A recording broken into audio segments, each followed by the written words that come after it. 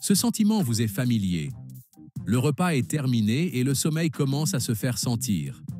Beaucoup de gens se demandent si une petite sieste est une bonne idée ou si, au contraire, elle est nuisible. Il y a un aspect de cette sieste dont on parle rarement, mais qui peut avoir un impact majeur sur notre énergie, notre mémoire et même notre poids. Peu en sont conscients. Mais aujourd'hui, nous allons découvrir ce que la science a à dire à ce sujet. Alors, restez avec nous et faites-moi savoir dans les commentaires si vous aussi, vous vous accordez une pause après le repas. Ce moment de repos est apprécié par beaucoup d'entre nous.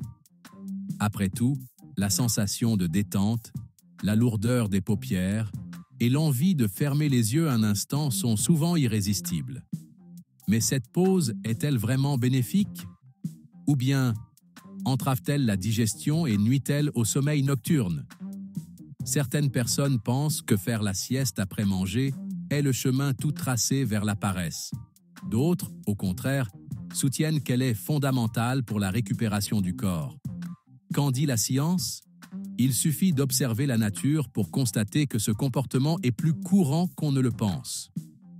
De nombreux animaux, en particulier ceux qui ont des habitudes alimentaires similaires aux nôtres, entrent dans un profond sommeil physiologique après avoir mangé. La réaction naturelle à cette sensation est de dormir. Cela est dû à un mécanisme biologique spécifique. Pendant la digestion, le corps dirige une quantité considérable de sang vers le système digestif, ce qui réduit l'afflux sanguin vers le cerveau et les muscles. Il en résulte une sensation de somnolence difficile à combattre. En Espagne, cette coutume a évolué jusqu'à devenir une tradition culturelle connue sous le nom de sieste. Au milieu de la journée, la vie s'arrête, les commerces ferment et une grande partie de la population s'adonne à un repos bien mérité. Cette pratique, ancrée depuis des siècles, est toujours d'actualité dans de nombreuses villes et peut apporter des bénéfices considérables. Cependant, il y a un détail crucial à prendre en compte: la durée de la sieste.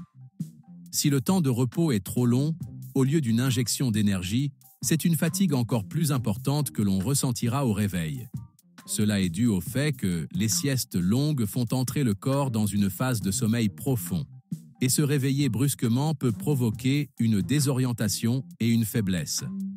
De plus, trop dormir pendant la journée peut affecter le repos nocturne, perturbant le rythme naturel du sommeil. La nuit, notre corps passe par une série de processus essentiels au maintien d'une santé optimale.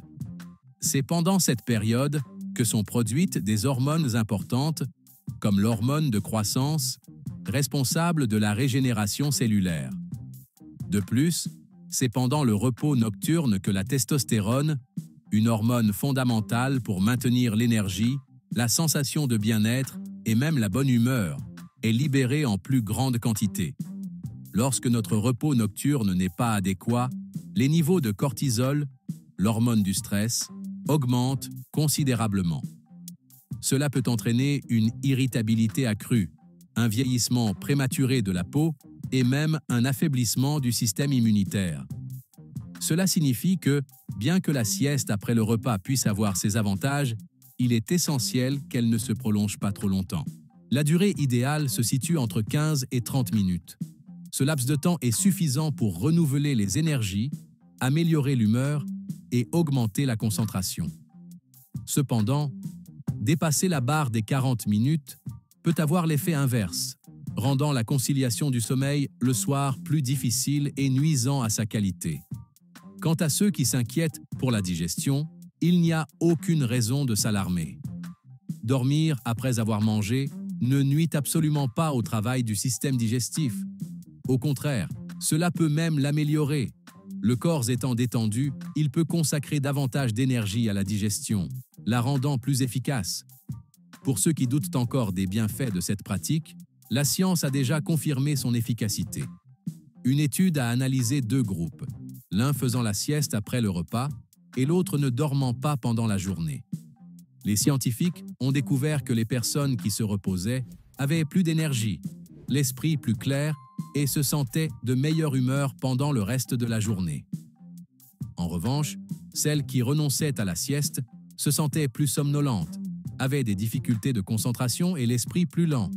Cette même étude a également évalué le temps de réaction et la mémoire des participants. Les résultats ont démontré que ceux qui s'autorisaient des siestes courtes, d'une durée maximale de 30 minutes, avaient un temps de réaction plus rapide et de meilleures performances aux tests cognitifs. Cela prouve qu'une courte pause diurne bien planifiée n'est absolument pas synonyme de paresse, bien au contraire. Elle peut être un allié pour de bonnes performances cérébrales. Alors, d'où vient cette croyance générale selon laquelle il est nuisible de dormir après manger? La réponse est simple. La plupart des gens dépassent tout simplement le temps imparti à cette sieste. Au lieu d'une sieste courte et réparatrice, ils dorment 1 à 2 heures, et cela peut effectivement être préjudiciable. La sensation d'hébétement au réveil d'un sommeil trop long est due au fait que, dans cet état, le corps entre dans des phases de sommeil plus profondes. Interrompre brutalement le sommeil à ce stade rend difficile le retour à un état de vigilance totale, provoquant cette sensation de léthargie. De plus, les siestes longues dérèglent le rythme naturel de la journée, rendant difficile l'endormissement à l'heure souhaitée.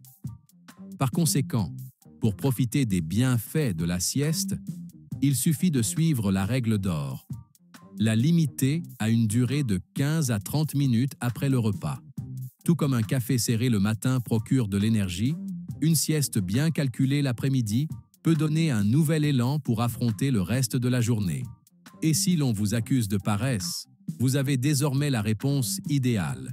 C'est simplement votre corps qui fonctionne en harmonie avec la biologie humaine.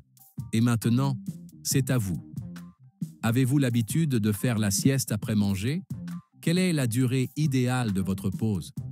Partagez vos expériences dans les commentaires et n'oubliez pas, la clé d'une vie saine réside dans les petites habitudes, mais pratiquées avec régularité.